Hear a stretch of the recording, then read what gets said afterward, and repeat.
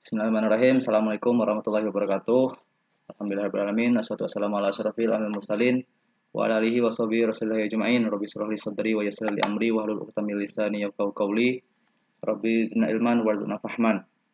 Baik, alhamdulillah bersyukur kepada Allah Subhanahu wa taala pada pagi hari ini bisa bertemu lagi kita di pembahasan sirah yang sirah ini tidak banyak sih yang mau ya, yang pengen mendalami lebih jauh tentang para sahabat Rasulullah SAW ini karena ya karena tidak terkenal gitu. Karena sahabat Rasulullah itu tidak terlalu terkenal, makanya perlu adanya ruang untuk kita mengenal lebih jauh. Sebenarnya buku sirah itu sudah tersedia banyak, hanya saja kita eh, terkadang ada yang tidak hobi baca tapi hobi mendengar. Nah, kalaupun kita baca, mungkin biasanya agak agak suntuk, agak ngantuk kita kalau baca buku sejarah itu. Nah, maka oleh karena itu, dengan adanya kegiatan rutin seperti ini di agenda Rock Zero, maka kita bisa mengenal sahabat-sahabat Rasulullah SAW dengan kita hanya mendengar saja. Barangkali ada yang bisa sambil nyetrika, bisa sambil nyuci piring barangkali, atau sambil tidur-tiduran, yang bisa saja itu. Nah, maka perlu kita mendalami sahabat-sahabat Rasulullah ini. Kalau kita tetap komitmen untuk tidak mau mengenal mereka, lantas siapa yang mengenal mereka itu? Nah, padahal mereka adalah teladan kaum muslimin yang sebenarnya, karena mereka lah yang langsung hidup bersama Rasulullah SAW. Nah, jadi kita bagaimana caranya mereka berinteraksi dengan Rasulullah, bagaimana mereka berjuang, itu tentu menjadi uh, apa namanya, teladan tersendiri bagi kita semua. Baik, yang hadir pada hari ini, kita akan bahas dua sahabat, karena dua sahabat ini kisah itu sedikit gitu. Nah, dan dia termasuk low profile ya. Jadi di buku-buku sirah itu jarang nama mereka ini disebut. Nah, jarang disebutkan. Kalau tidak kita bertemu seperti ini, barangkali kapan kita bakal tahu nama mereka ya. Nah, tapi mereka berdua ini adalah sahabat yang dijamin masuk surga. Ada 10 sahabat yang dijamin masuk surga. Nah, mereka ini adalah sahabat yang ke-9 dan ke-10. Nah, kita udah bahas dari Abu Bakar, Umar, Utsman, Ali, Tolhah, Zubair, kemudian Sa'ad bin Abi Waqqas, Abdurrahman bin Auf. Nah, kita udah bahas mereka 8 ini. Nah, hari ini dua, yaitu Sa'id bin Zaid dan Abu Ubaidah bin Al-Jarrah. Dua nama ini barangkali jarang sekali dikenal sama kita. Tapi kalau 8 orang ini kayaknya lumayan terkenal lah ya. Nah, makanya pertama kisahnya sedikit, barangkali kita akan lebih cepat selesai. Nah, dan juga eh, apa namanya, dia muncul di Sirah itu hanya di beberapa episode saja. Nah, ya. Baik, eh rekan semua yang hadir pada kesempatan kali ini. Jadi, kita akan bahas pertama namanya Said bin Zaid. Nah, jadi Said bin Zaid ini dia adalah adik iparnya adik iparnya Umar bin Khattab. Jadi Said ini menikah dengan Fatimah. Fatimah adiknya Umar. Nah, dan nanti ada kisah tersendiri di mana nanti dia terlibat em, di masuk Islamnya Umar, nanti dia terlibat di kisahnya. Jadi muncul nama dia. Cuma di situ muncul nama dia kalau dalam Sirah Nabawiyah itu. Kalau selebihnya udah nggak ada lagi. Nah, tapi ada kisah yang cukup terkenal dari Sa'id bin Zaid ini, yaitu kisah dari ayahnya. Ya, kisah dari ayah Sa'id bin Zaid, yaitu namanya Zaid bin Amr bin Nufail. Nah, jadi eh, Zaid bin Amr bin Nufail ini, Rasulullah pernah mengatakan nanti dia akan dibangkitkan dengan spesial. Nanti di akhirat nanti dia akan dibangkitkan secara spesial. Kenapa? Karena Said bin Zaid ini ketika di masa sebelum kenabian itu datang, Nabi Muhammad itu belum diutus itu. Tapi dia eh, nggak mau menyembah berhala, nggak mau menyembah berhala. Kemudian eh, dia, orang-orang yang beribadah di Mekah pada waktu itu, dia memisahkan diri dari kegiatan-kegiatan yang dianggap itu tidak agama Ibrahim gitu. Nah, jadi dia ini udah tahu agama yang benar itu agama Ibrahim, dan yang sedang dilakukan oleh orang-orang Arab pada waktu itu bukanlah eh, bukan agama Ibrahim, bukan kegiatan agama Ibrahim pada waktu itu. Jadi sehingga mereka ada kawannya 4 orang ya, yang ada 4 orang ini yang terkenal itu salah satunya adalah Warokah bin Naufal. Jadi mereka itu berteman. Yang satu namanya Warokah bin Naufal. Warokah bin Naufal ini siapa? Ingat ketika Rasulullah itu menerima wahyu kan, lalu kan dia pulang ke rumah tuh dan minta diselimutin sama Khadijah. Lalu kan Khadijah nanti menenangkan Rasulullah SAW. Lalu keesokan harinya ia bertemu dengan Warokah bin Naufal ini untuk menanyakan apa sih yang dialami oleh Nabi Muhammad ini gitu kan. Nah, Warqa bin Nawfal itu yang mengatakan bahwasanya kalau menurut kepercayaan orang Nasrani itu akan ada datang nabi. Nah, barangkali kamu inilah ya nabi yang ditunggu-tunggu wahai Muhammad, kata Warqa bin Nawfal. Yang pada waktu itu Warqa bin Nawfal itu sudah tua dan sudah buta, dan akhirnya dia sempat mengatakan kalau seandainya usiaku panjang maka aku akan menjadi aku akan menjadi penolongmu dan akan melihat bagaimana umatmu akan mengusirmu dari negeri ini. Rasulullah mengatakan, loh, emang umatku akan mengusir saya? Iya, katanya, kata Warqa bin Nawfal, karena Nabi biasanya memang diusir.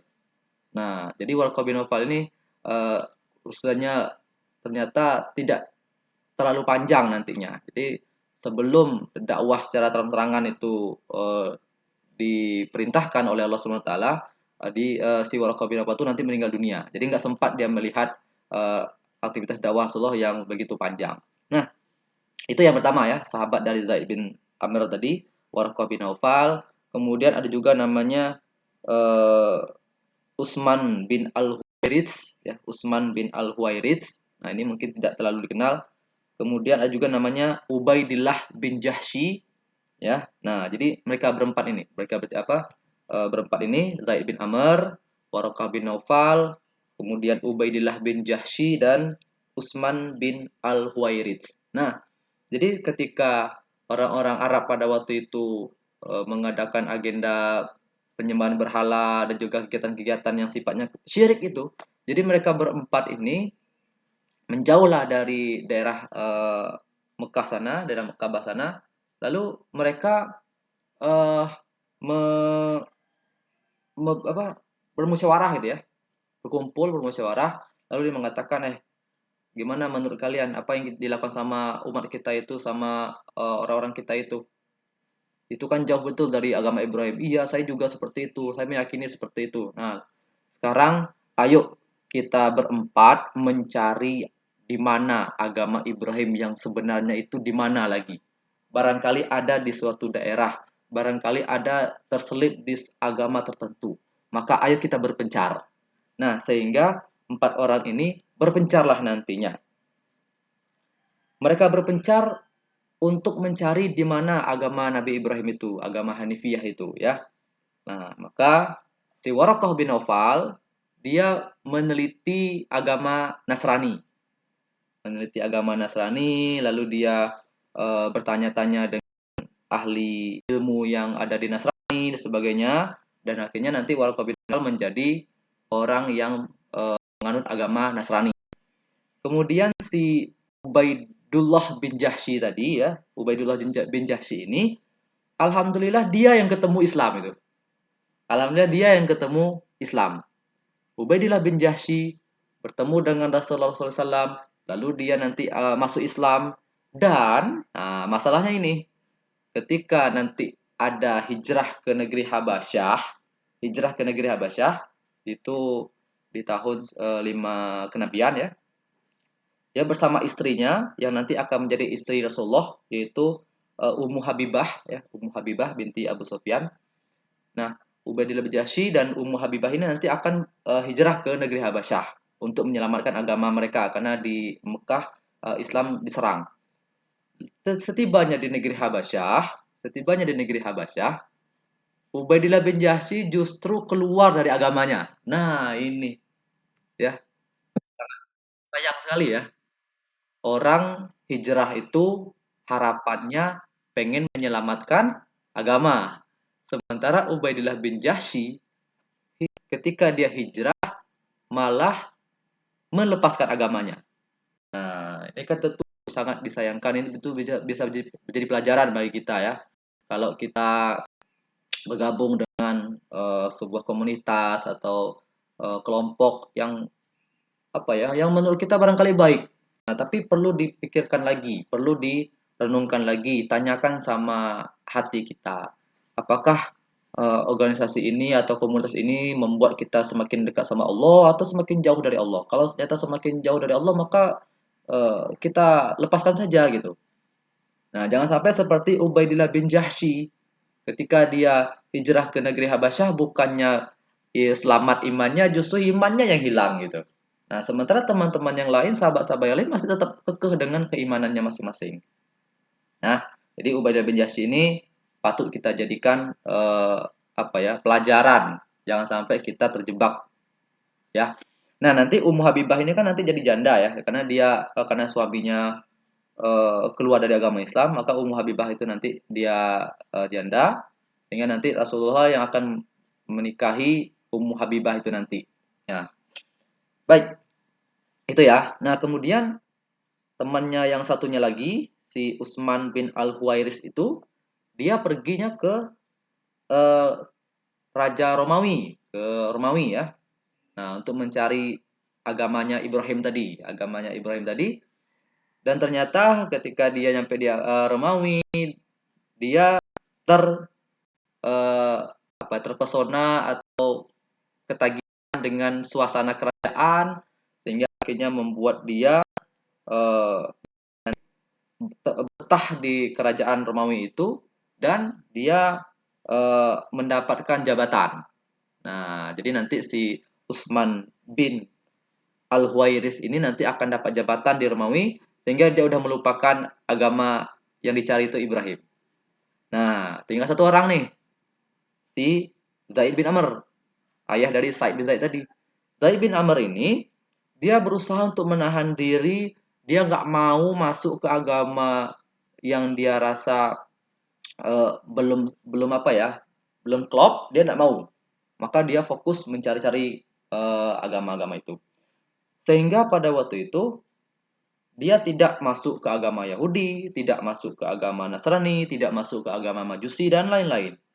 Nah, sempalah pada suatu saat ya, pada suatu waktu dia nanti pergi ke negeri Syam, ya, ke negeri Syam atau Suriah sekarang ya. Nah, ke negeri Syam itu dia nanti bertemu dengan rahib. Nah, barangkali kita ingat ya, waktu ketika Rasulullah itu masih kecil ya, ketika Abu Thalib paman beliau mengajak beliau itu untuk berdagang, kan Rasulullah kan bertemu juga dengan eh, Rasulullah bertemu dengan si rohib ya, pendeta di negeri Syam itu, yang nanti dia akan eh, mengecek Rasulullah SAW itu. Apakah dia ini kayaknya ciri-cirinya kayak nabi yang bakal datang nih. Kalau si apa pada waktu itu Rasulullah sedang berusia 12 tahunan ya. Maka pada waktu itu si rohib ini nanya sama paman Rasulullah, ini siapa? Kemudian ini apa namanya? Saya melihat tadi batu-batu pepohonan itu tunduk kepada dia. Jadi ini siapa? Lalu disampaikan. Nah, ternyata ternyata mendekati ciri-ciri seorang nabi. Maka si pendeta rahib ini dia pendeta tadi ya, si rahib itu panggilan ya. Maka dilihatnya punggung Rasulullah SAW atau pundak Rasulullah SAW, ternyata ada bercap stempel kenabian. Nah, jadi Nabi disuruh pulang kan pada waktu itu. Nah, si Zaid bin Amr ini juga bertemu dengan rahib di negeri Syam gitu kan. Nah, cuman dia pas ketemu sama rahib itu kayaknya bukan rahib yang sama ya, karena tidak disebutkan apakah rahib yang sama ditemui sama Rasulullah, nggak disebutkan dalam sirah, tapi dikatakan di sini nanti Zaid bin Amr dia akan bertemu di sebuah tempat yang bernama Al Mushil, dan ya di Al Mushil nanti dia bertemu sama rahib, lalu dia nanya-nanya tentang agama Ibrahim. Nah, si rahib ini karena dia adalah orang yang ahli kitab ya. Kalau ahli kitab itu artinya dalam kitab orang Yahudi dan kitab orang Nasrani itu sebenarnya nama Nabi Muhammad itu kan sudah disebutkan. Nabi yang akan datang lagi itu akan apa? Sudah di tuliskan dalam kitab suci. Cuman mereka yang saja yang nggak mau menerima.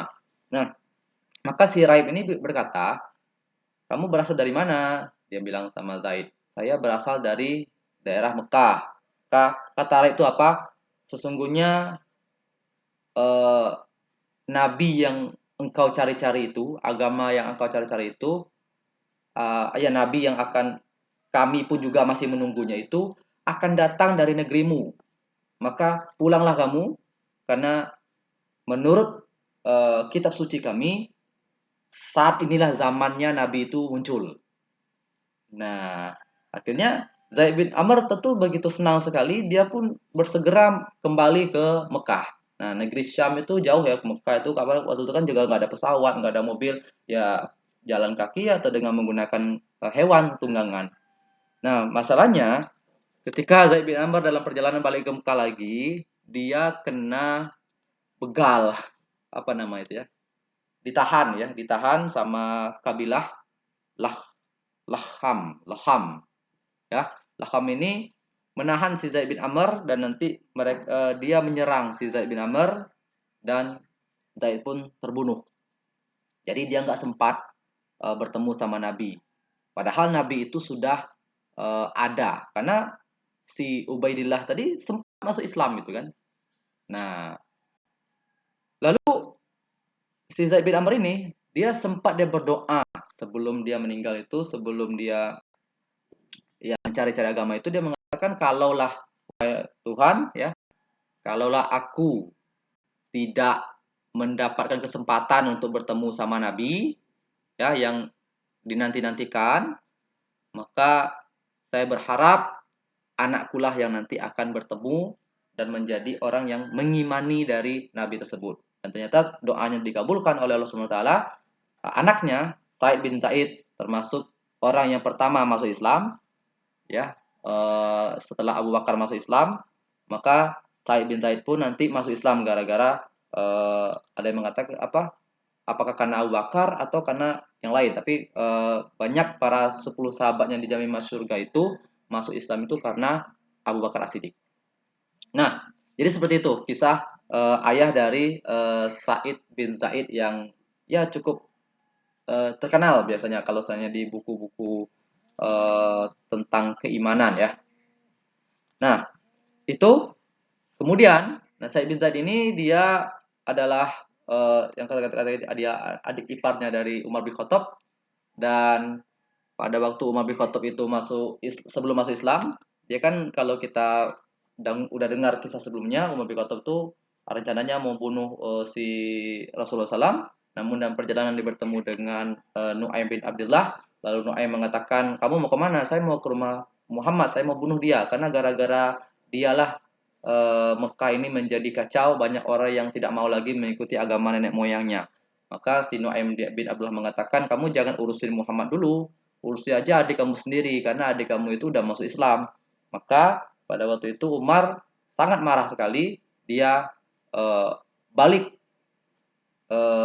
arah gitu kan, yang awalnya mau ke tempat Rasulullah diganti menjadi ke tempatnya si adiknya sendiri, itu Fatimah. Nah, pada waktu itu Fatimah dan suaminya Said bin Zaid ini sedang belajar Al-Quran, yang sedang Al-Quran baru turun, yang dibawa oleh Habab bin Al-Arad di rumahnya si Fatimah. Nah, Said bin Zaid pada waktu itu ada di dalam rumah itu, dan ketika Umar bin Khattab nyampe di depan rumah si Fatimah, ia mendengar bagaimana ada suara yang asing, yaitu bacaan Al-Quran.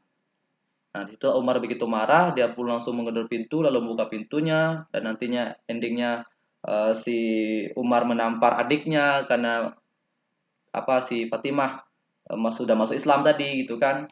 Nah, dan Sa'id bin Zaid pada waktu itu ada di dalam rumah itu, dia menolong adiknya dan dia menolong istrinya, lalu dia turut serta dalam bernegosiasi dengan Umar, menyampaikan kepada Umar, kenapa engkau memusuhi kami yang memeluk agama Islam, kenapa engkau ingin membunuh kami hanya karena kami menyembah Allah sebagai Tuhan, itu kenapa? Jadi itu bahan pikiran bagi Umar bin Khattab itu kan, ya itu kan nggak ada ruginya bagi kamu gitu.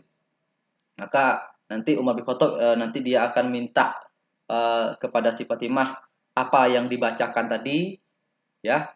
Lalu si Fatimah nanti awalnya nggak mau nih memberikan. Maka si Fatimah minta Umar bersuci terlebih dahulu. Setelah bersuci barulah boleh memegang suhuf-suhuf atau lembaran Al-Quran tadi. Nah, setelah Umar bersuci, barulah nanti Umar membuka lembaran Al-Quran itu, yaitu pada surat Toha. Umar membacakannya dan tersentuhlah hati Umar dan akhirnya si Umar masuk Islam. Nah, lalu dibawalah Umar ke tempat di mana Rasulullah sedang berada. Nah, begitulah kisah masuk Islamnya Umar. Kita sudah juga bahas pada pertemuan sebelumnya sebenarnya. Nah, saya bisa perannya seperti itu. Cuman dia sebagai orang yang memberikan pendapat pada Umar, ya Umar, kenapa kamu ini mau membunuh kami yang ingin menyembah Tuhan kami adalah Allah. Padahal kalian mau menyembah berhala terserah sama kalian lah. Kenapa? Kami tidak ada ganggu kok gitu kan. Nah, memang Islam tuh seperti itu ya.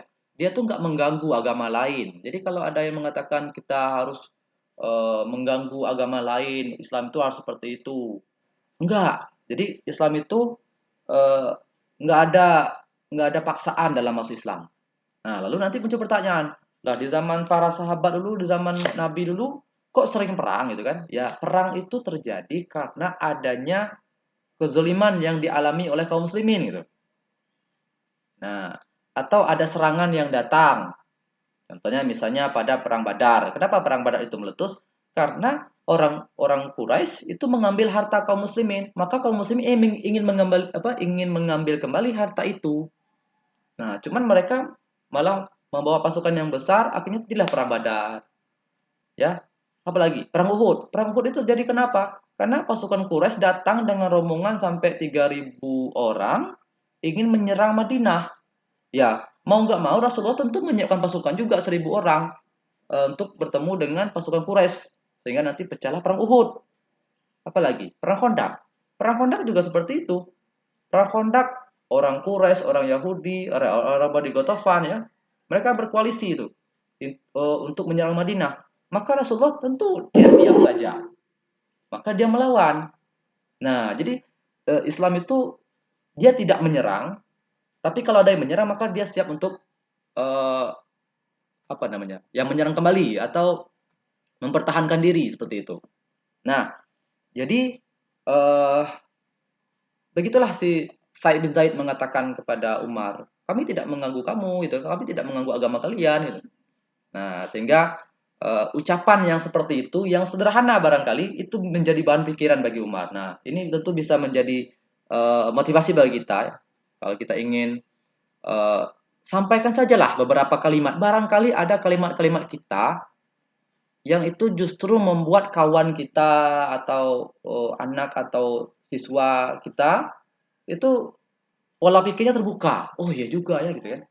Nah, Sa'id bin Zaid hanya mengatakan seperti itu. Wahai Umar, eh, kenapa engkau memusuhi kami? Ya, kenapa engkau menghalangi kami untuk menyembah Tuhan kami Allah itu? Padahal kan nggak ada ruginya, gitu ya. Nah, jadi kalimat yang kita sampaikan itu bisa jadi berdampak. Hanya saja kita nggak tahu berdampak apa enggak. Tapi yang penting adalah kita sampaikan karena begitulah Nabi ya, karena dia menyampaikan. Baik, itu Sa'id bin Zaid dan nanti pada perang Badar ya, pada perang Badar itu dia tidak ikut di medan perang Badar, cuman dia adalah orang yang diamanahkan oleh Rasulullah untuk memata-matai orang Quraisy yang mau berangkat ke negeri Syam. Nah, jadi dia tuh kan pasukan dagang, pasukan barang-barang dagangan yang dibawa oleh Abu Sufyan, barang-barang kaum muslimin tadi yang hendak dijual ke negeri Syam. Nah, jadi Rasulullah memerintahkan Tolhah dan juga Said bin Zaid itu untuk menahan mereka. Nah, jadi ketika mereka menahan ternyata nggak ketemu itu nanti, nggak ketemu pasukan itu. Nah, jadi ketika mereka mau balik lagi dari negeri Syam ke Mekah, mereka mau balik lagi nih, udah mereka jual harta-harta kaum muslimin itu ya. Nah, maka Said bin Zaid dan Tolhah ini mengintai kembali. Oh, ada tuh mereka mereka mau kembali ke Mekah.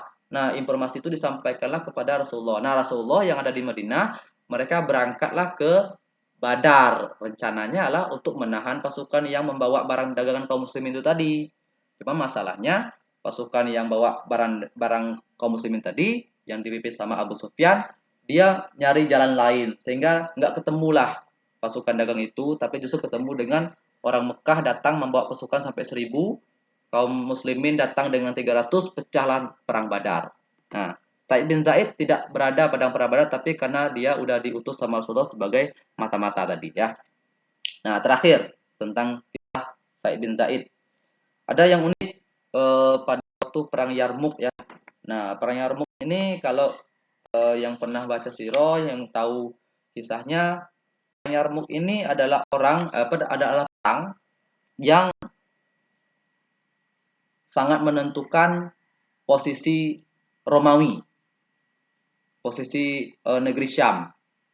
Jadi di masa Abu Bakar, kaum muslimin itu udah mulai memerangi negara terkuat di dunia pada waktu itu. Jadi negara terkuat di dunia pada waktu itu ada dua, yaitu Persia dan Romawi. Kalau di zaman sekarang barangkali Amerika sama Cina gitu ya. Nah, Abu Bakar nggak tanggung-tanggung gitu, mengutus pasukan itu langsung ke nyerang kedua-duanya. Ibaratnya itu Indonesia langsung perang melawan Cina sama Amerika. Wow, luar biasa. Nah, kalau zaman itu adalah kaum muslimin yang ada di Madinah, mereka menyerang negeri Syam, Romawi, dan juga negeri Persia di Irak ya. Nah, perang Yarmuk itu adalah perang yang nanti akan dimenangkan oleh kaum muslimin. Dan berapa jumlah pasukan perang Yarmuk kaum muslimin? Itu 24.000. Berapakah musuhnya? Musuhnya 6 kali lipat ya. Jadi pada perang Yarmuk itu pasukan kaum muslimin 20.000, pasukan musuh 120.000. 6 kali lipat dari pasukan kaum muslimin. Tapi yang memenangkan pertarungan adalah kaum muslimin. Nah, jadi kaum muslimin itu paling banyak lah, dia tuh menang dengan pasukan paling sedikit dibandingkan musuhnya. Kenapa? Karena kesungguhan mereka, jihad mereka, niat besar, kekuatan mereka, keimanan mereka membuat mereka menjadi orang yang bersungguh-sungguh dalam berdakwah.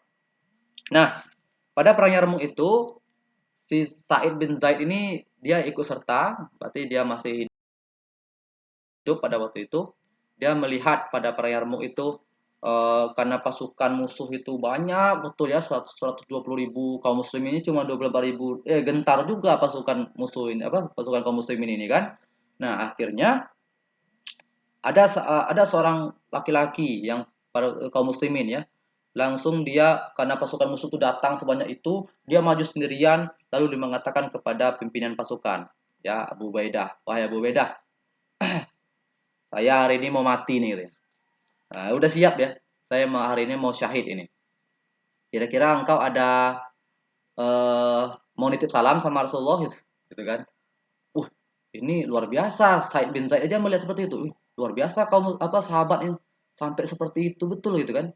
Maka apa kata Abu Ubaidah? Ya, saya titipkan salam saya kepada Rasulullah dan juga para syuhada yang sudah mendahului saya. Akhirnya apa? Si yang tadi langsung dia menyerang musuh sendirian dan nantinya dia langsung syahid. Nah, Sa'id bin Zaid melihat orang yang tadi itu menjadi termotivasi. Masya Allah, dia aja seperti itu, gitu kan. Maka semua sahabat tuh semangat gara-gara satu orang tadi, dan nanti semangatlah kaum muslimin untuk memerangi orang-orang Romawi itu tersebut. Nah, nanti kaum muslimin pun nanti menang, ya. Dan nanti Sa'id bin Zaid meninggal pada usia 70 tahun di tahun 50-an, 50 atau 51 Hijriah, ya. Kita ingat Muhammad itu meninggalnya di tahun 11 Hijriah ya. Nabi Muhammad meninggal tahun 11 Hijriah. Si Said meninggal di tahun 50 Hijriah atau 51 Hijriah. Artinya 40 tahun setelah Nabi Muhammad meninggal baru dia meninggal ya. Berarti si Sa'id bin Zaid ketika si Rasulullah itu meninggal, usia dia baru sekitar 30-an tahun ya. Nah, jadi masih muda. Jadi emang banyak anak-anak muda di sekeliling Rasulullah SAW. Baik, Jadi itu ya Sa'id bin Zaid. Jadi yang kita ingat pertama tadi tentang ayahnya, lalu tentang bagaimana dia di perang Badar, dia sebagai mata-mata, dan juga di perang Yarmuk ya, dia menjadi saksi mata melihat uh, pasukan kaum muslimin itu sebegitu sungguh-sungguhnya dalam mencari pahala Allah dalam medan jihad. Maka dialah yang menceritakan itu kepada orang-orang yang lain yang berikutnya. Jadi semangat ya. Ya. Nah, sebenarnya ada satu lagi nih yang agak unik ya. Jadi pada waktu Sa'id bin Zaid itu dia punya doa yang makbul juga. Jadi suatu hari ada seorang perempuan yang bernama Arwa binti Uwais ya. Dia menuduh Sa'id bin Zaid itu mengambil tanah dia. Nah, jadi ada seorang perempuan yang bernama Arwa binti Uwais menuduh Sa'id bin Zaid mengambil tanah dari si perempuan ini tadi. Nah, lalu si Sa'id mengatakan, enggak, aku tidak ngambil. Oh, tapi dia terus memfitnah si Sa'id ini. Nah, sehingga pada waktu itu si Sa'id mengatakan, aku tuh sudah mendengar loh Rasulullah bersabda, barang siapa mengambil satu jengkal tanah saja secara zolim, niscaya tanah itulah yang akan dipikulkan kepada dirinya nanti di akhirat sampai 7 lapis. Nah, maka aku tentu tidak akan mengambil. Tapi perempuan itu tadi si Arwah binti Uwais itu terus mengatakan, iya saya bisa ini ngambil tanah saya, ngambil tanah saya. Maka apa kata si Said? Dia berdoa, ya Allah, jika wanita itu berdusta, maka butakan dia dan matikan dia di tanahnya tadi. Dan perempuan itu nanti akan jadi buta ya, beberapa waktu kemudian dia jadi buta, lalu ketika dia buta dia main di dekat tanah dia tadi, dia jalan-jalan di dekat tanahnya, ternyata di situ ada lubang, lalu dia masuk ke dalam langsung meninggal. Nah, jadi doanya si Sa'id bin Zaid ini makbul, sesuai pula kronologisnya dengan dengan doanya Sa'id bin Zaid ya. Oke, baik. Jadi itu kita selesai Sa'id bin Zaid. Nah, sekarang kisah yang terakhir yaitu kisah Abu Ubaidah bin Al-Jarrah. Baik, mungkin sebelum itu kita istirahat sebentar nih, sekitar 3 menit ya. Bukan 3 menit, kelamaan. 2 menit, 2 menit. Baik, kita lanjut yaitu kisah Abu Ubaidah bin Al-Jarrah. Nah, Abu Ubaidah bin Al-Jarrah ini dia ada gelarnya, itu sebagai Aminu Hazihil Ummah, orang kepercayaan umat ini. Nah, jadi Rasulullah pernah ngomong seperti itu. Abu Ubaidah ini adalah orang kepercayaan dari umat ini. Nah, sekarang pertanyaannya adalah kenapa Rasulullah ngomong seperti itu? Nah, nanti kita akan bahas. Baik, kita mulai dari bagaimana Abu Ubaidah bin Al-Jarrah ini di awal Islam. Abu Ubaidah ini adalah seorang sahabat Islam ya. Ya. Jadi Abu Ubaidah dia masuk Islam karena Abu Bakar Siddiq. Nah, jadi Abu Bakar Siddiq setelah dia masuk Islam, dia langsung mendakwahi si Abu Ubaidah bin Jarrah, kemudian juga termasuk sahabat-sahabat yang lain ya, ada Tolha, Zubair dan sebagainya. Nah, jadi Abu Ubaidah ini dia ketika dia masuk Islam nanti pas ada perintah untuk hijrah, ke negeri Habasyah, si Abu Ubaidah nanti ikut juga hijrah nanti ya. Si Abu Ubaidah nanti akan ikut juga hijrah ke negeri Habasyah. Nah, tapi nanti ketika ada namanya peristiwa di mana orang-orang berita yang muncul itu adalah orang-orang Quraisy itu sudah masuk Islam semuanya. Jadi Abu Ubaidah yang awalnya di negeri Habasyah tadi, dia balik lagi ke Mekah. Ternyata di Mekah nggak ada orang yang masuk Islam. Orang-orang Mekah justru udah siap-siap mau menyerang kaum muslimin yang kembali lagi dari negeri Habasyah. Nah, jadi Abu Ubaidah adalah termasuk generasi pertama umat Islam. Nah, generasi pertama umat Islam, dan Abu Ubaidah ini ketika nanti Rasulullah dan kaum muslimin hijrah ke Madinah, Abu Ubaidah ini nanti saudarakan dengan seorang sahabat yang begitu mulia, yang mana ketika dia meninggal dunia, sahabat ini meninggal dunia, maka arasy-nya Allah itu bergoncang gitu. Nah, siapakah dia? Yaitu bernama Sa'ad bin Mu'az. Jadi Rasulullah mempersaudarakan Abu Ubaidah bin Al-Jarrah dengan Sa'ad bin Mu'az. Nah, ada hal yang menarik pada perang Badar, yaitu di mana Abu Ubaidah pada perang Badar itu dia ikut serta, ya.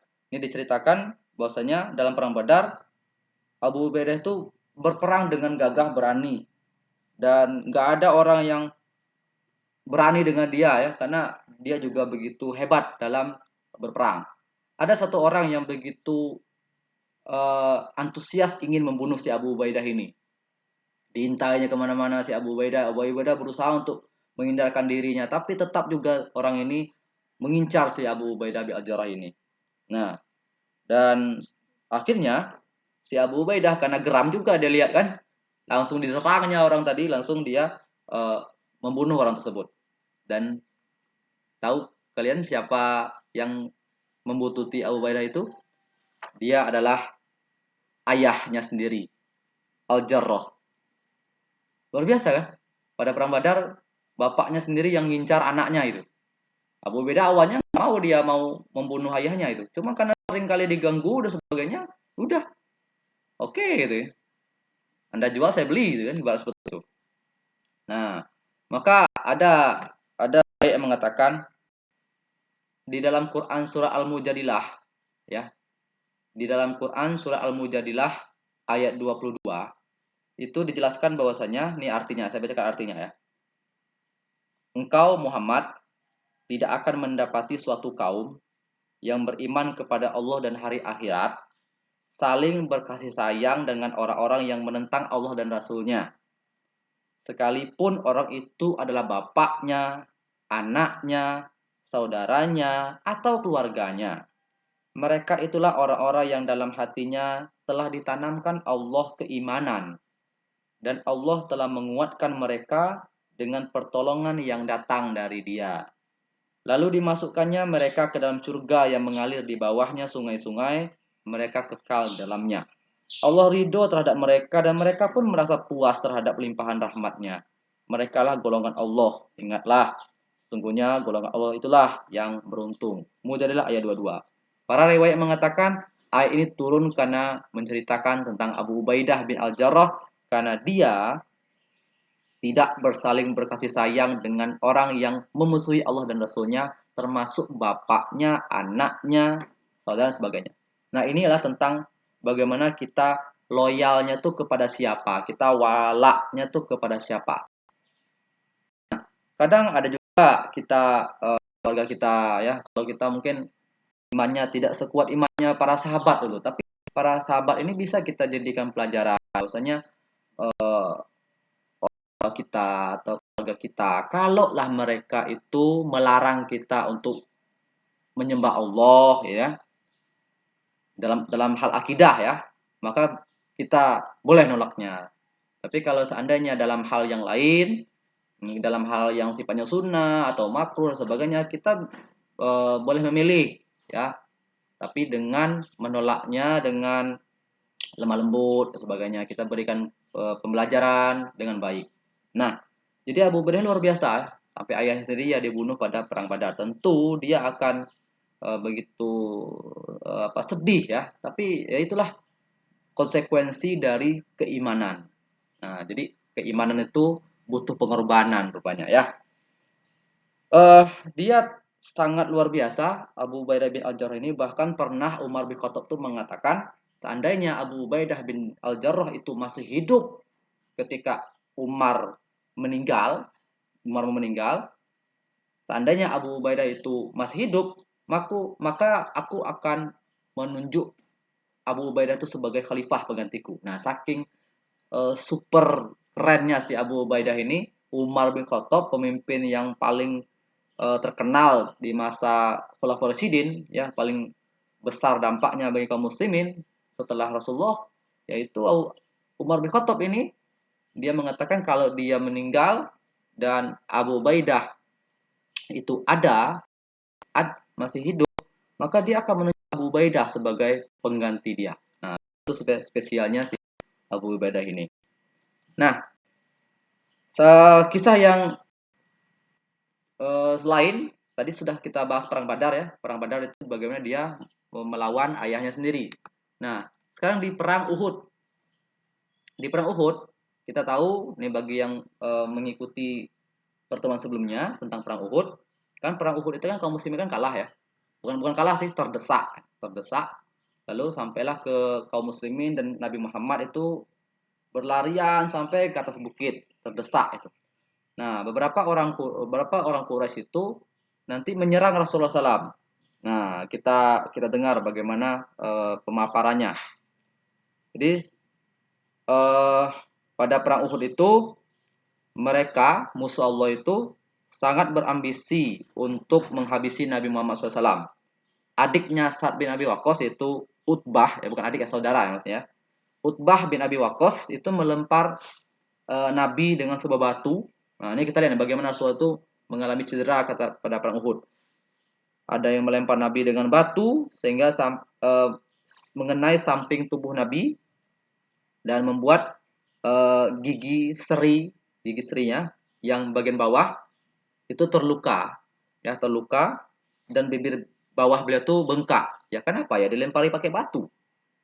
Lalu ada lagi Abdullah bin Syihab Az-Zuhri melukai wajah Rasulullah, ya. Lalu ada juga ini yang parah, Abdullah bin Qomi'ah, dia menebaskan pedang ke pundak Nabi. Nah, untung pada waktu itu Nabi menggunakan pakaian perang yang ada 2 lapis ya. Tapi sakitnya itu sangat lama sekali ya di pundak ya. Ini kan sakit ini. 1 bulan di kisah ini Rasul itu menahan sakit dari pukulan yang dilakukan sama Abdullah bin Qomi'ah ini atau Qomi'ah disebutkan. Nah, jadi tebasan Ibnu Qomi'ah tadi sampai mengenai ya meskipun bajunya kuat tapi kena itu dan itu sangat sakit sekali. Salah satunya yang paling parah juga adalah bagaimana pedang si Ibnu Qomi'ah itu nanti dia menampar atau memukuli wajah Rasulullah SAW sehingga mengenai pipi Nabi. Nah, untungnya Nabi ada pakai jaring-jaring kayak rantai gitu, ya, rantai untuk bagian pipinya. Jadi ketika ada yang menyerang masih bisa selamat lah karena ada rantai tadi. Nah, masalahnya karena begitu kuat pukulan dari Ibnu Qami'ah membuat rantai itu tadi masuk ke dalam pipi Rasulullah SAW, membuat pipi Rasulullah itu sangat banyak darahnya, berdarah. Jadi ring pelindung wajah Rasulullah itu pun udah nempel di pipi Rasulullah, udah masuk itu.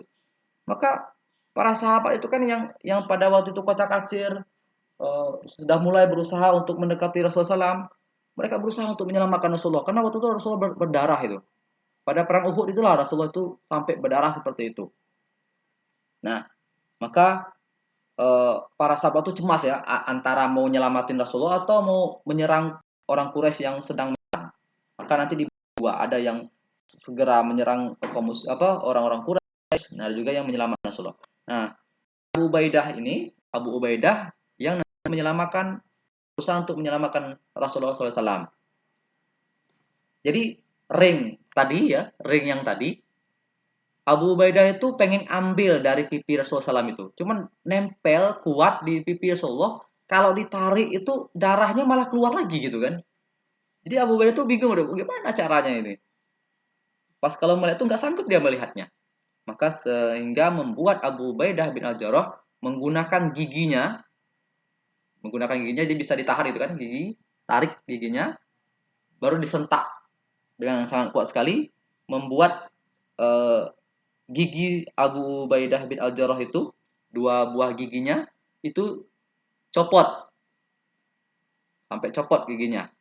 Nah, maka para sahabat mengatakan justru membuat dia makin ganteng ya.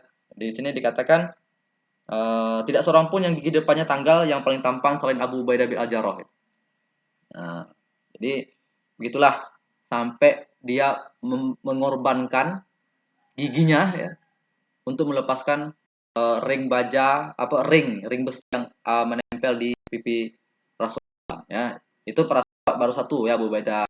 Kalau kemarin kita pada saat Tolhah bin Ubaidillah itu ya jari-jarinya yang putus hanya untuk menyelamatkan Rasulullah. Ya para sahabat itu seperti itu.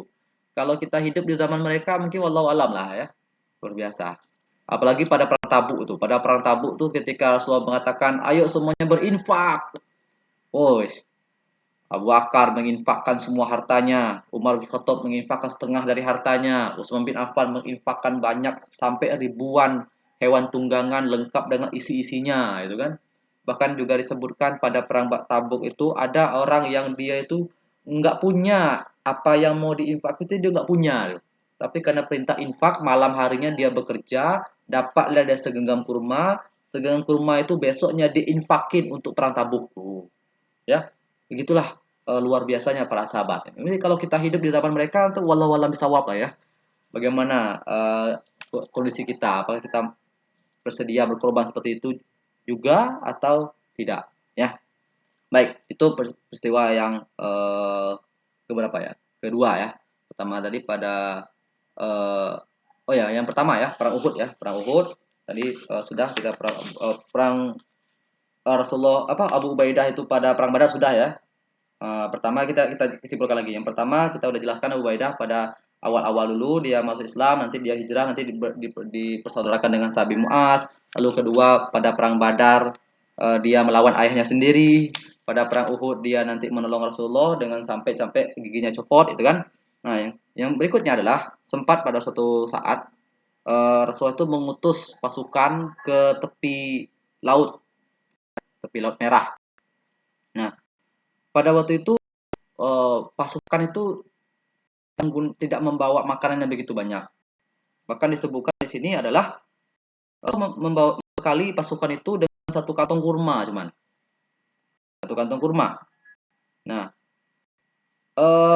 Abu Ubaidah sebagai pemimpin waktu itu memberikan kurma sampai itu habis. Sampai kurmanya habis. Tentu pasukan ini kelaparan, belum nyampe medan perang udah kelaparan gitu. Belum nyampe medan perang, pasukan ini udah kelaparan.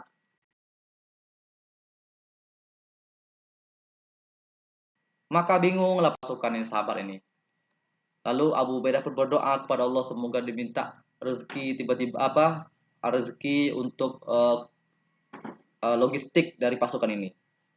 Dan tahu-taunya tiba-tiba aja kan mereka kan mau perang menuju ke tepi laut ya. Tiba-tiba ada seekor binatang yang sangat besar sekali sampai tulangnya itu nanti bisa dibawa pakai onta itu.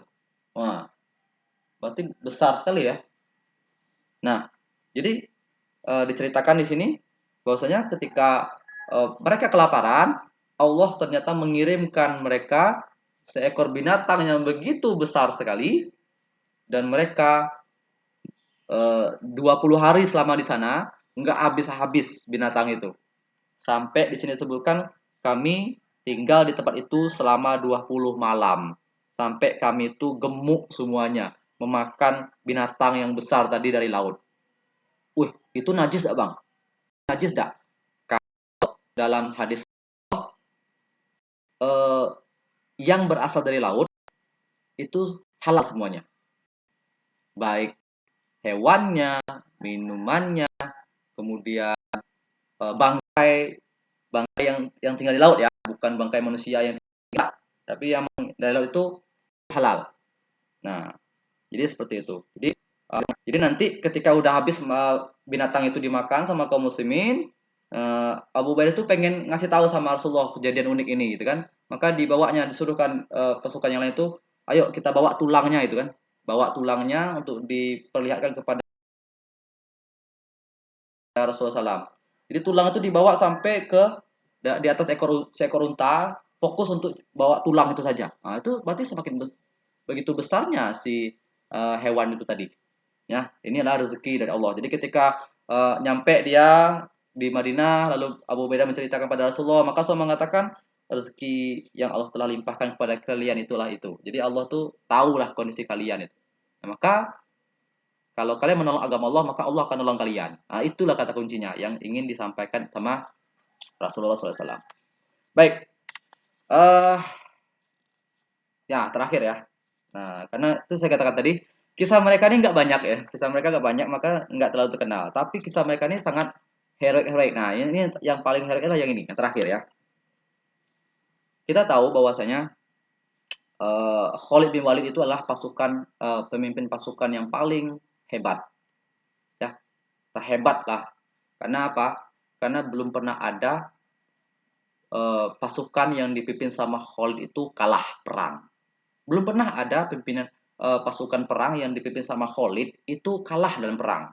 Artinya menang terus kan? Nah, jadi di masa Abu Bakar As-Siddiq, ya, di masa Abu Bakar As-Siddiq, kaum muslimin kan saya katakan tadi memerangi langsung sama memerangi Persia. Negara terkuat di dunia pada waktu itu kan ada dua tadi ya, Persia dan Romawi. Nah, awalnya yang pertama kali berangkat itu ke Khalid bin Walid itu berangkat ke negeri Persia. Perang mereka melawan orang-orang Persia. Sehingga nanti awalnya perang Persia itu pada perang melawan Persia, kaum muslim itu menang. Membuat orang Persia itu ketakutan dan nggak lagi menyerang kaum muslimin. Wah, itu beritanya yang muncul tuh Persia nggak berani lagi nyerang kaum muslimin. Oh, itu beritanya kuat itu. Nah, di waktu yang bersamaan, kan saya katakan tadi dia langsung dua negara ya. Di negara yang lain, di negeri Syam, pasukan muslimin ini kesulitan gitu. Nah, di perang di melawan Romawi ini tadi kesulitan. Nah, termasuklah Abu Ubaidah pada waktu itu ada di negeri Syam ini. Tapi pada waktu itu dia bukan pemimpinnya. Nah, jadi nanti Abu Bakar memerintahkan Khalid bin Walid yang tadinya perang di Persia berangkat dari Persia ke negeri Romawi itu, ke negeri Syam itu untuk melawan orang negeri Romawi. Wah, itu kan artinya nih kosong nih kan. Nah, tapi nanti akan perang lagi. Yang Persia tadi rombongan Khalidnya udah berangkat ke negeri Syam, nanti akan Persia ini nanti akan nyerang kembali. Nah, akan dimenangkan oleh kaum muslimin juga dengan pimpinan Sa'ad bin Abi Waqqas. Nah, kita lanjut. Kan ya pindah nih, Khalid pindah dari Persia ke negeri Syam. Nah, di negeri Syam itu peranglah kaum muslimin. Perang kaum muslimin dan Khalid bin Walid karena dia baru datang tadi diperintahkan sama Abu Bakar, Khalid bin Walid lah yang menjadi pemimpin pasukan semuanya pada waktu itu. Oke, peranglah mereka. Nah, tidak lama kemudian dapat surat dari Madinah.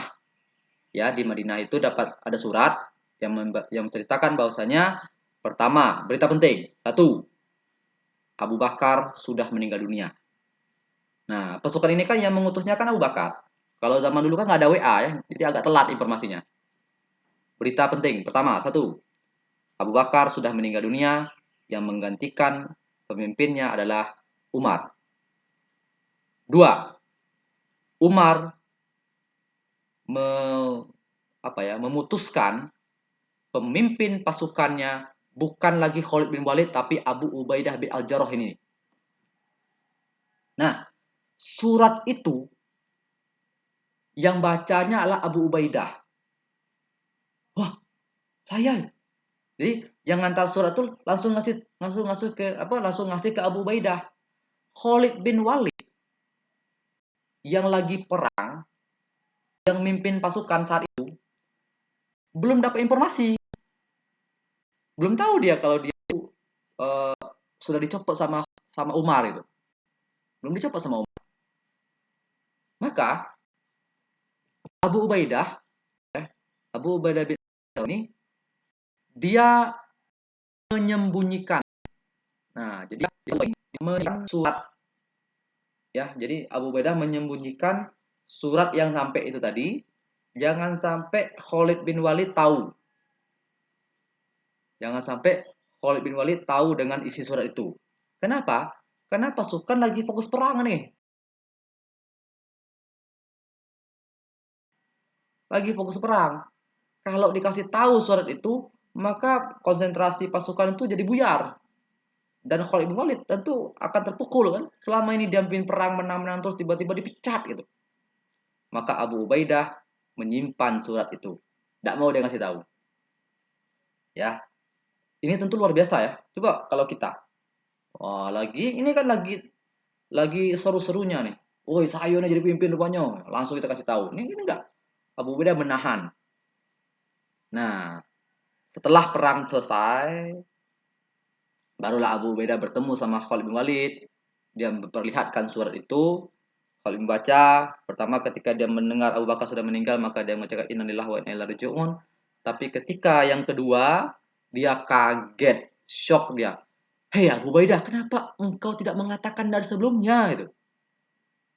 Kalau engkau mengatakan sebelumnya, maka engkaulah yang menjadi pemimpin atas kemenangan kita ini. Kata Khalid bin Walid seperti itu. Khalid bin Walid tidak marah dan sebagainya. Maka apa kata Abu Ubaidah? Udahlah, itu kan.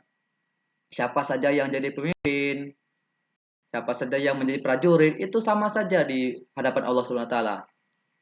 Tinggal tingkat ketakwaannya, tingkat kesungguhannya, itulah yang menjadi pembeda. Nah, maka Abu Ubaidah dan Khalid bin Walid, interaksi mereka, komunikasi mereka ini sangat dilakukan perang. Ya. Jadi ini tentu sangat luar biasa sekali. Khalid bin Walid, dia apakah dia marah-marah? Tidak, dia menerima saja. Dan Khalid bin Walid yang selama ini jadi pemimpin menjadi bawahan pada waktu itu, menjadi bawahannya Abu Ubaidah bin Al-Jarrah. Nah, itu luar biasa kan? Tentu jadi pertanyaan bagi kita kan, kenapa kok Khalid bin Walid dipecat gitu kan? Nah, ini kita udah bahas pada pembahasan Umar sebelumnya. Ya, oke. Jadi itulah bagaimana Abu Ubaidah menggantikan posisi Khalid bin Walid memimpin pasukan melawan negeri Syam. Ya. Tapi Abu Ubaidah ini nanti dia akan perang terus ya, perang terus gitu kan. Nah, masalahnya nanti dia akan meninggalnya bukan di medan perang. Abu Ubaidah nanti meninggalnya ada di sebuah tempat di negeri Syam, karena ini Syam kan sudah ditaklukkan ya. Maka Abu Ubaidah ada di situ, menjadi pemimpin di situ. Nah, kebetulan di negeri Syam terjadi wabah. Kayak corona lah zaman sekarang ya, wabah. Maka pada waktu itu kan lockdown ya, lockdown. Nggak boleh masuk. Ya, ulama-ulama sekarang kan menggunakan istilah-istilah kita tidak boleh masuk ke wabah, tempat wabah ini karena ini Abu Ubaidah ini itu riwayatnya. Nah, maka Abu Ubaidah yang terjebak di tempat yang sedang wabah, dia bisa keluar dan terpaksa berada di negeri Syam itu. Ada surat yang datang kepada Abu dari Umar bin Khattab yang intinya ingin meminta Abu Ubaidah itu keluar saja kamu dari negeri situ. Ya, selamatkan diri kamu, kata si Umar. Kata si Umar, wahai Abu Ubaidah, selamatkan saja diri kamu itu. Nanti kami akan berikan pengobatan. Maka apa kata Abu Ubaidah? Dia mengirim surat. Ngirim surat lagi ya, dia tidak bisa ngomong secara langsung. Maka kata Abu Ubaidah, wahai Umar, aku tahu apa maksudmu. Engkau ingin aku selamat, tapi aku ingin membersamai pasukan kaum muslimin yang sekarang sedang terkena wabah. Maka jika pun aku mati, aku akan mati membersamai pasukan kaum muslimin. Setelah mendapatkan balasan surat itu, Umar bin Khattab menangis sejadi-jadinya. Kenapa? Ya karena dia memikirkan gitu, memikirkan prajuritnya. Dia mengatakan, tidak apa-apa lah Umar, biarkan saja aku mati bersama pasukan kaum muslimin, bersama para syuhada, bersama para mujahid yang yang sekarang berada di sini. Pemimpin yang memikirkan umatnya. Jadi memang kepemimpinan itu kalau dia benar-benar murni dari Islam, ya, bukan Islam KTP, itu sangat indah sekali, sangat luar biasa sekali. Nah, bagaimana Umar bin Khattab dia kemana-mana melihat rakyatnya, itu kan, di mana di masa Umar bin Abdul Aziz nggak ada yang berhak menerima zakat itu. Nah, jadi kepemimpinan Islam itu luar biasa, perlu kita pelajari, perlu kita dalami lebih dalam agar kita bisa nanti meniru dari apa namanya pemerintahan atau kepemimpinan Islam.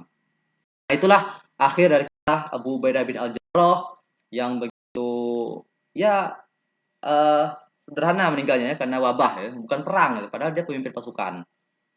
Dan ada juga sih yang unik yang terakhir ya. Ini sempat dulu sebelum wabah itu datang ke negeri Syam. Jadi Umar bin Khattab selaku presiden itu presiden nih datang ke tempat Abu Ubaidah pengen ngecek kondisi daerah sana dan Umar pengen lihat rumahnya Abu Ubaidah ya. Umar pengen lihat uh, rumah Abu Ubaidah itu gimana. Setelah dia jadi pemimpin di daerah sana, dia jadi lebih kaya atau gimana? Kalau di Indonesia kan ketika udah dapat jadi dapat jabatan kan hartanya bertambah ya. Nah, jika kita lihat nih bagaimana Umar ketika bertemu sama Abu Ubaidah, dia mengatakan ketika Umar datang, Abu Ubaidah mengucapkan salam kepada Umar, ya, lalu Umar mengatakan, "Ayo semuanya tinggalkan kami berdua." Ternyata Umar ingin ngecek ke rumah Abu Ubaidah. Lalu Abu Ubaidah dan Umar pun berjalan menuju ke rumahnya si Abu Ubaidah. Umar masuk ke rumah Abu Ubaidah dan dia tidak melihat apapun di dalam rumah Abu Ubaidah selain pedang dan tameng. Perabotannya nggak ada, gitu kan? Pokoknya kosong gitu kan? Maka Umar sempat ngomong seperti ini. Kenapa kamu nggak punya perabotan rumah tangga, gitu kan? Suram kali rumah kamu ini. Nah, maka apa kata Abu Ubaidah?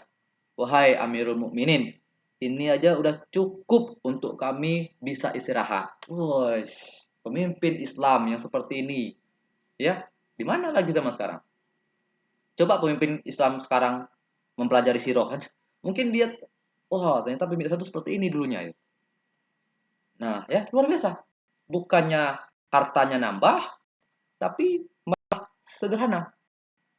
Jadi serba kecukupan itulah yang membuat kaum muslimin itu merasa bersyukur. Kalau kita merasa kurang ya kurang terus rasanya. Tapi coba kalau kita merasa cukup, insya Allah kita akan jadi aman. Baik, jadi itu yang bisa disampaikan pada kesempatan kali ini. Jadi Abu Ubaidah ini dia termasuk 10 sahabat yang di surga dan dia memiliki posisi penting juga dalam Islam. Hanya saja beliau meninggal sebelum usianya begitu sangat tua sekali ya karena ketika Umar bin Khattab aja belum meninggal gitu. Abu Ubaidah udah meninggal. Nah, seperti itu ya. Oke, terima kasih atas partisipasinya. Soalnya nanti kalau ada waktu kita lanjutkan nih kalau kemarin kan rencananya kan 10 sahabat dijamin masuk surga nih. Nah, kita udah selesai pada hari 10 sahabat dijamin surga. Berapa kali kalau seandainya ada waktu, kita akan bahas lagi sahabat-sahabat yang lainnya. Saya akhiri dengan mengucapkan lafaz hamdalah, alhamdulillahirabbil alamin. Istighfar, astagfirullahaladzim, astagfirullahaladzim, astagfirullahaladzim. Doa kafir majelis, subhanakallahumma bihamdika. Asyhadu an la ilaha illa anta, astaghfiruka wa atubu ilaik. Billahi taufiq wal hidayah. Wassalamualaikum warahmatullahi wabarakatuh.